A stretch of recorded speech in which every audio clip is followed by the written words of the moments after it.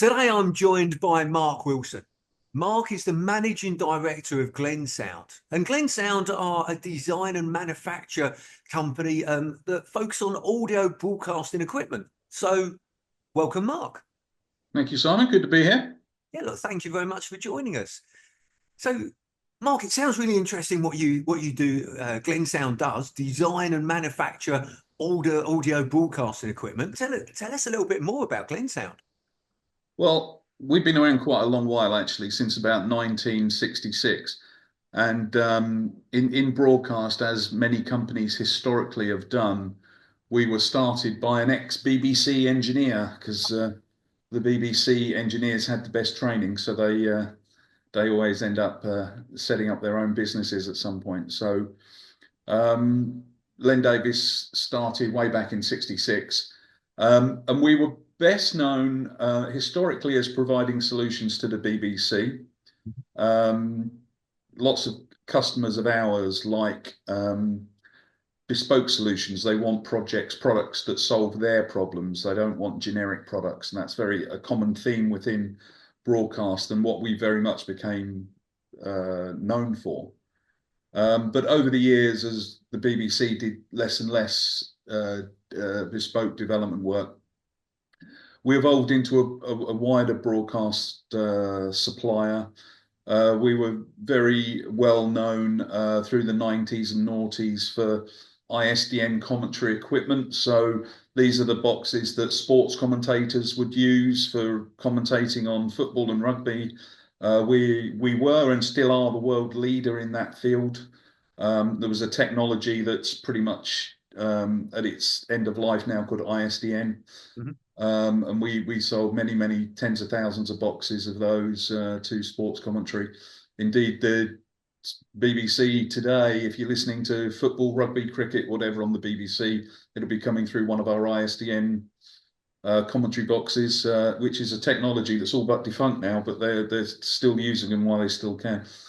But we've grown on to, in over recent years now, since about 2015, our market's been very much network audio based, which is, as it sounds, moving multiple audio channels across networks, both local and wide area. And we have a whole raft of equipment that's aimed at the audio networking world, both in broadcast, but we have a wider remit now than we used to, incorporating significant areas of the live world, which is live events and theatre, but also into esports. The last 3 years or so, we're very prominent in esports now for interfacing in esports.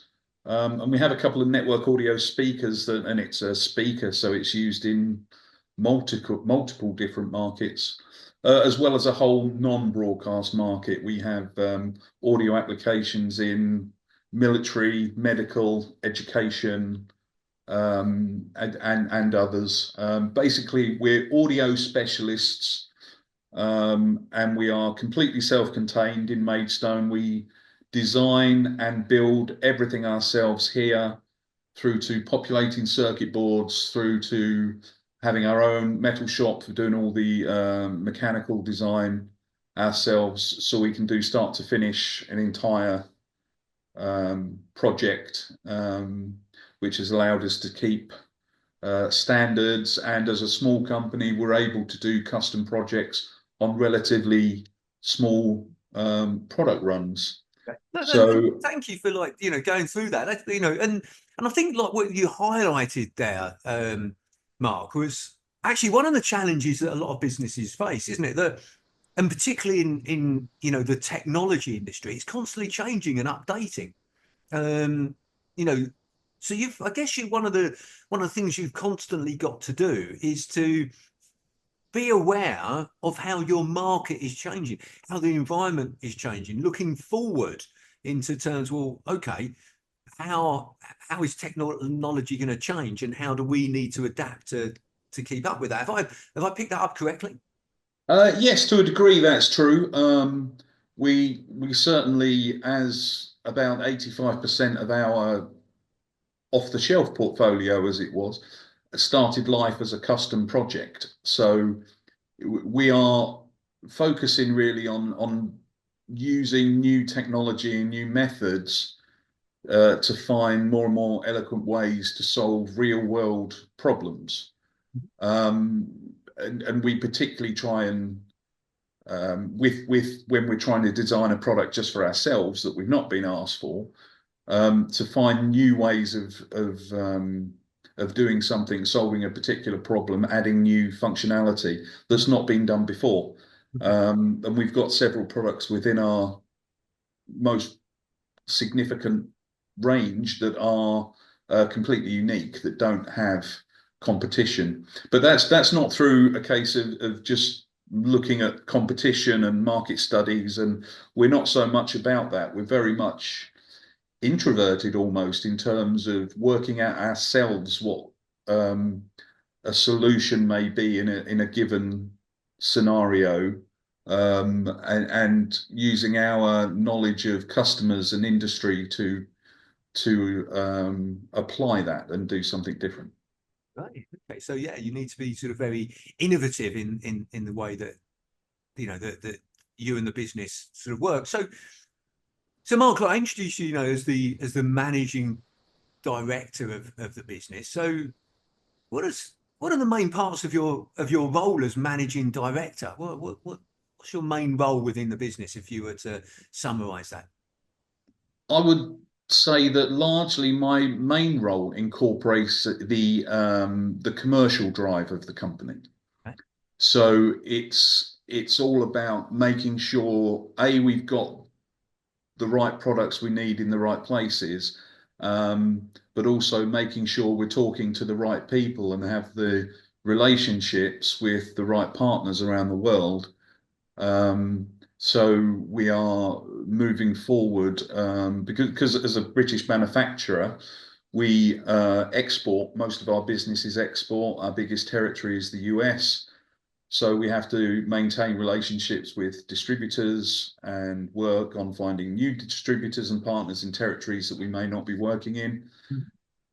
So the sort of commercial drive and the commercial business is very much what drives the company and takes up most of my time.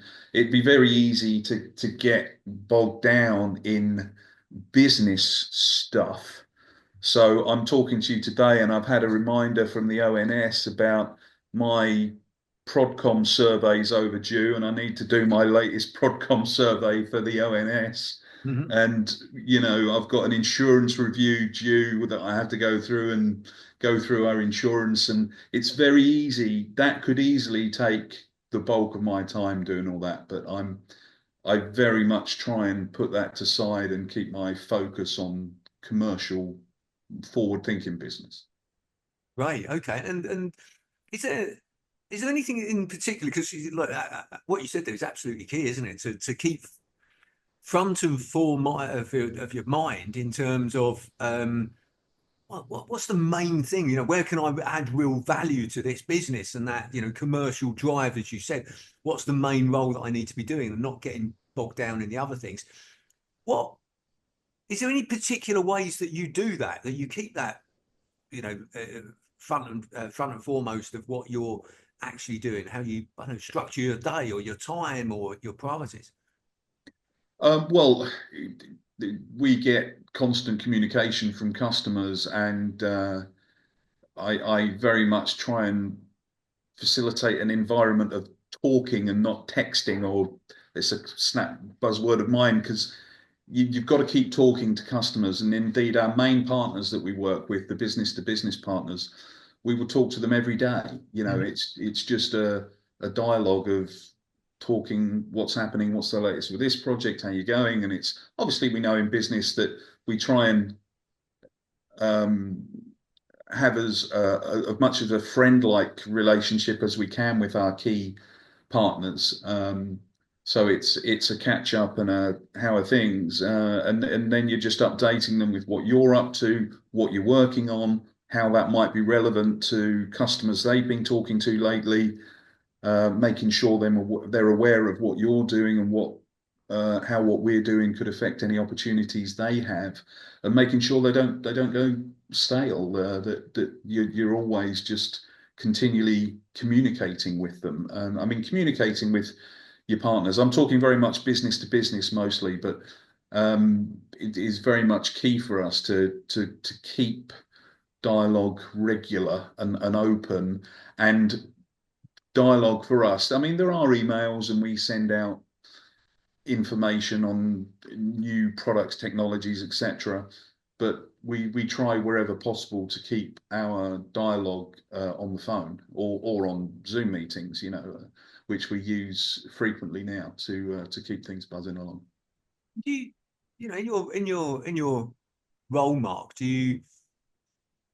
how organised do you have to be? Because I mean, you mentioned now that you can quite easily get bogged down in admin, which could then distract you from that commercial drive that you've mentioned. So how organised do you have to be? How much do you have to plan? Either your weeks or days or months? Well, my wife may disagree and say I'm not the most organised person, but I think many business people may have that problem. Hmm. But it is just a case of prioritizing sales. A non-commercial activity for me generally, unless it's becoming a real problem area, will always take second best. Uh-huh. And my day-to-day activity tends to be just commercial based, and the doing the insurance or the ONS forms or the other stuff that you have to do. That's the end of the day things for me. When it quietens down, the when you tend to work a bit later is finishing off those things, or they tend to be the things I do early in the morning before the day really gets going. So you've got your way of working, you've got your sort of structure of saying, right, I'll generally do that type of work then, or that type of work then. Main part of the day is customer focused, commercial drive. And also the thing I picked up from there is, something that is in the Stephen Covey's book, Seven Habits of Highly Effective People, which is do first things first. Which basically is saying, do your biggest priorities first. The as you said, the customer facing, the commercial drive, and then at the end of the day, you can do the lesser priority things. So I think that's a Well, great. I guess it's what your attitude to priority is, because I know other senior people in other companies who do prioritize the more business elements of their job. And it's important and you have to do that, but it's not something I've ever particularly done, because spending key time of day in the middle of the day pouring through insurance quotes and figures for renewals and things would just feel like such a waste of time to me, when this is all time that you could be doing a presentation on your new system to a customer, or inviting a customer over to have a tour around your factory or whatever it may be. And I guess that's probably partly driven by, because before you were managing director, of Glensound, you were actually the sales and marketing director, weren't you? Have I got that correct? Yeah, I mean, I very much came up through the sales and marketing route. So Yeah. my history is sales and marketing. Which I think therefore sort of demonstrates, your priorities, your thought process, um, and also where you can add value to the business. With everyone who's got different things they can bring to a business, whether it's, as you refer to it, more business related or sales and marketing related, and you're focused on the big bits that you enjoy and you're good at, which is great to focus on. So yeah, look, and that's why it's great to have people like you on these discussions, because everybody's slightly different. And Yeah, I guess if you'd come up more from a finance route, then I guess you would maybe prioritize your actions a bit more on the saving money and the financial activities of the company, or the business activities. But as most of us know in business, it's the hardest thing to do is to find customers that are willing to pay for what you've got. So that's the thing I worry about. yeah, and look, if you could wave a magic wand and solve one particular challenge within your role or your business, what would it be? Within my role, Well, within the role or your role or within the business as general. to solve one particular challenge. I mean, I guess it would be some sort of automation or easier way to deal with the more um, the, the things that are always required that don't have any great benefit to us specifically. I mentioned the ONS there, and that's literally because I've got the letter that came in this morning.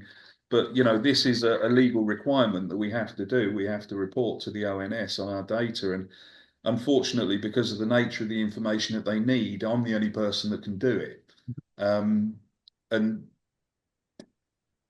if there was some way to automate the statistics that the government needed, that would be fantastic, and it would save me time. But unfortunately, there isn't. So I guess from what you said, that sort of that thing would be to to automate or be able to automate some of those those more administrative tasks. You're using the ONS as an example, but those things that actually need to be done, but actually could be done in a more automated, efficient, and effective way. Yeah, no, I get that. Okay, no, Yeah, that and a whole bunch of the if there were a load of comparison sites around for the business services that we require, as there are in the residential world, the consumer world, because obviously they're all for the general public. But if there was a bunch of those sort of services aimed at business, that'd be fantastic. And what when you sort of say that, what type of things sort of spring to mind that you'd like sort of comparison sites for within Oh, business? it might be business insurance, for example. Yeah. Marine cargo insurance, all that type of thing. I mean, we have a broker at the moment, as many businesses do, and we use a broker who kind of forms that role. But whether it was, we have to buy lots of cardboard packaging, so the different services that are required that are in and around that. If there were, you know, go compare cardboard or whatever, if these services Yeah. Okay. were around. I mean, who knows? Yeah. No. Okay. No. I get that. Like, yeah. Maybe there's an opportunity there for some business services comparison sites. Absolutely. Yeah. Sounds interesting, doesn't it? And what's the biggest learning that you've had since you've been the managing director of Glensound? What's the biggest learning you've had? The biggest learning, I would, I mean, my takeaway from it has always been, even as the MD, is always do what you say you're going to do, and if you don't know, say you don't know and find out. Hmm. And that's the same now as it was, 30 years ago for me. Yeah. And we deal with a lot of businesses at high levels, both from broadcasters to public businesses at high levels. And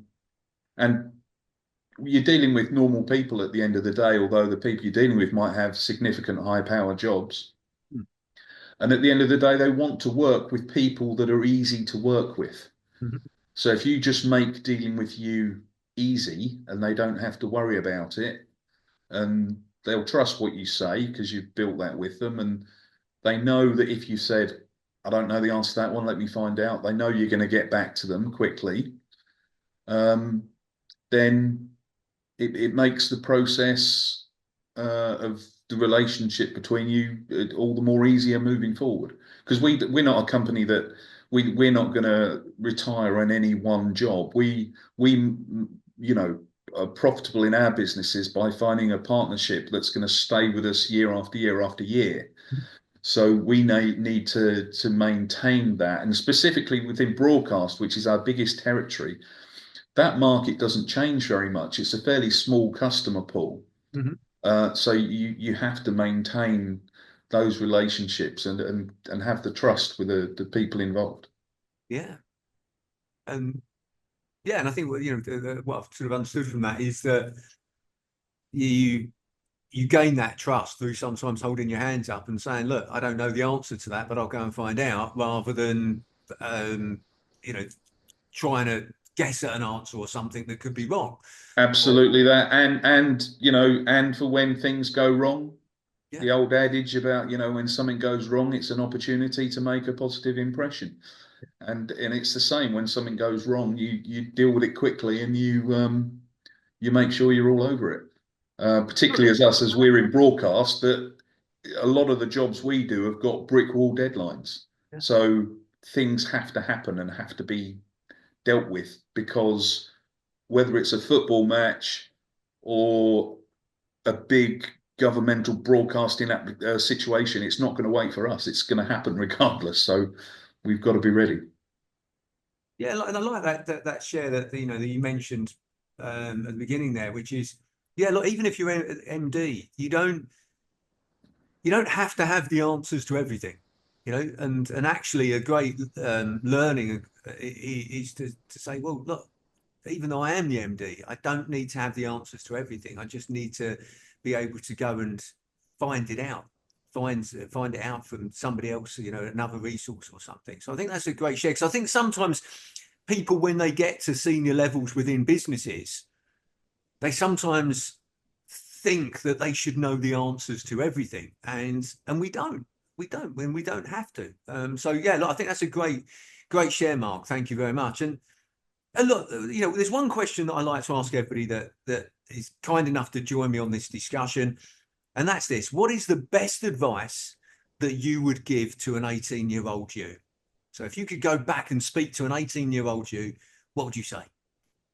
Well, one thing that's always annoyed me from my very early days of working is when people say, that's not my job. When they're in a work environment and they're saying, well, I'm not getting paid to do that, or that's not my job. And yet, my feeling has always been, make it your job. Yeah. If you're looking to progress somewhere, make it your job. Mhm. Then if you're good at it and you take care of it within the people that you're working with, you'll be known as the person that just takes care of things. And that'll help you progress and move forward. Just take care of things. And if you can, do it. It's not so much, dress for the job you want, but it's like work at the job you want Mhm. and just move towards it that way. Yeah. Like it. Thank you very much for sharing that. Well, look, Mark, I really appreciate you taking the time to speak with me today and sharing more about, Glensound and also about, your role within the business as well. So thank you very much. Great. Good to talk to you, Simon. Likewise.